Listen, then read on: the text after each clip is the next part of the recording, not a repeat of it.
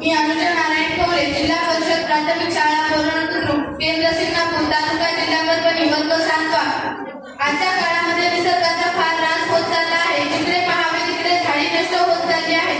आज गरज आहे ते प्रत्येकाने झाड लावण्याची। प्रत्येकाने एका वर्षात एकतरी झाड लावले पाहिजे, नाहीतर प्रत्येकाला आपल्या पाठीवर ऑक्सिजनची टाकी आणि तोंडाला ऑक्सिजनचा मास्क लावून वावरावे लागेल। कवितेचे नाव आहे झाड। झाड लावण्यासाठी करू आता कष्ट, झाड लावण्यासाठी करू आता कष्ट, नंतर त्याची फळं खाऊ मस्त, नंतर त्याची फळं खाऊ मस्त। झाडामुळेच पडतात पावसाचे थेंब, झाडामुळेच पडतात पावसाचे थेंब, जमिनीतून उगवतं नवीन कोंब, जमिनीतून उगवतं नवीन कोंब। पावसाळ्यात फुटते पाणी,